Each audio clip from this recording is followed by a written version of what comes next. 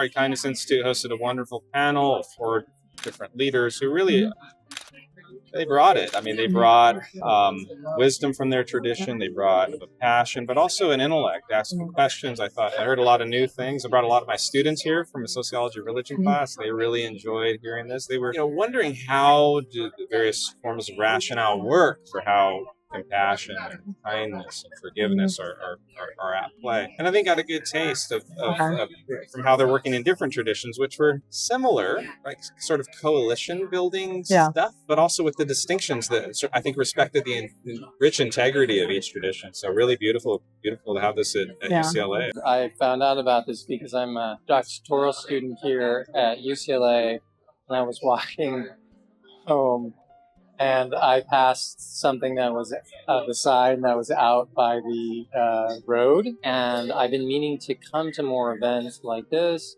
I'm a very spiritual person, so this was kind of right up my alley. So what's one moment from tonight that really stayed with you? Greg Boyle was talking about, that there's an innate goodness within us and that we're all in this together.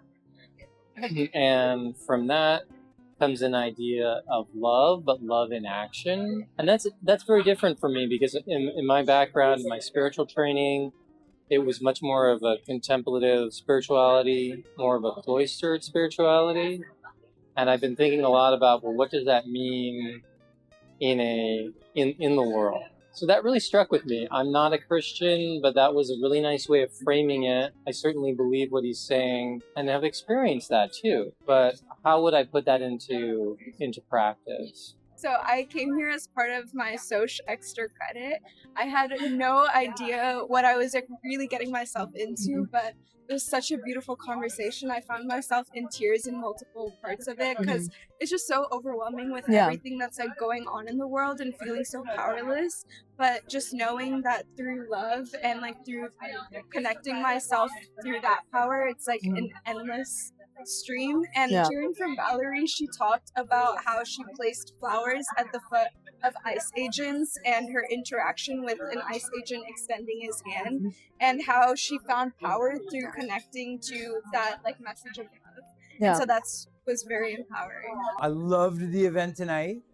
I knew I was in for a very special treat when Father Greg opened it up with an incredible statement about kindness being the only non-delusional response to everything.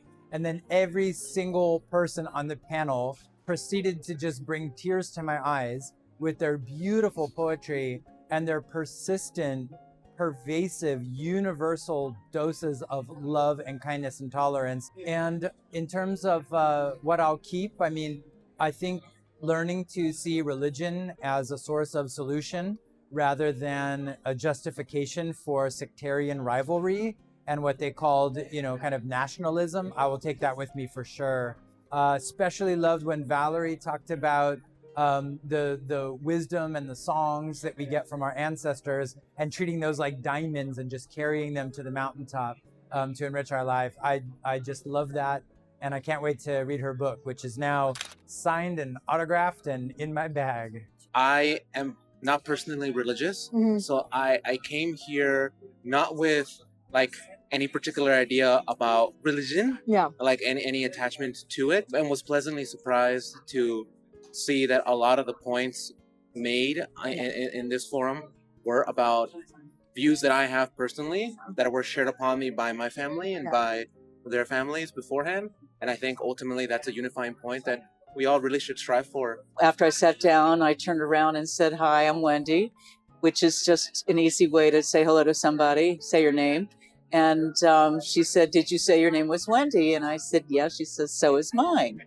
So then we started talking about our experience on campus and how, our path had not crossed, but had been a really interesting way to get here tonight. And then afterwards, we came out here and I didn't even realize there would be a reception.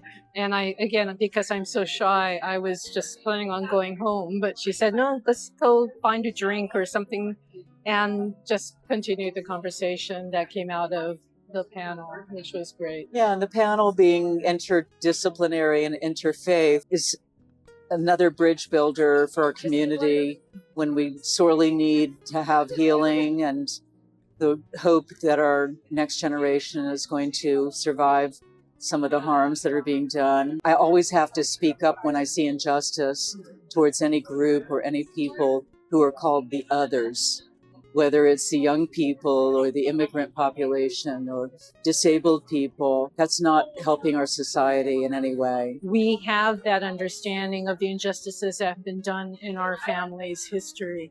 And so it's up to us to remember that and to continue to work to protect those who are most vulnerable. And then the big thing for tonight, of course, is we know this, but we have to be reminded because it is revolutionary, is to always find the way to respond to aggression with kindness and with love.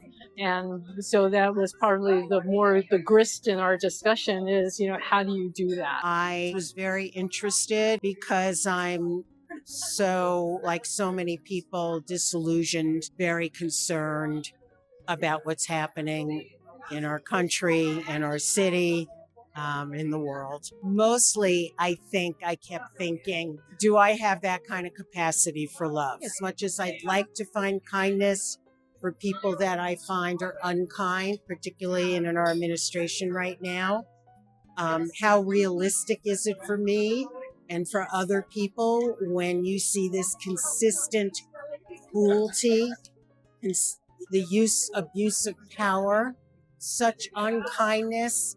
Is it because they're really in pain? And for me, do I have the grace? Do I have the grace to reach out, to find the love for them, to have compassion for these people?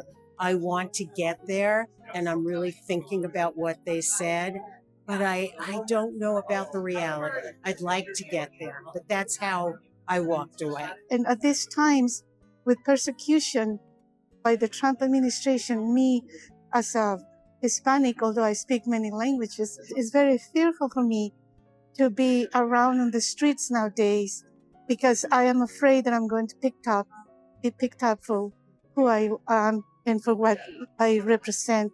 This is a moment of discomfort for me, but I know that us being together in the solidarity that we saw today, I see everybody was happy. I even invited people to come to my table, and I call it the happy table.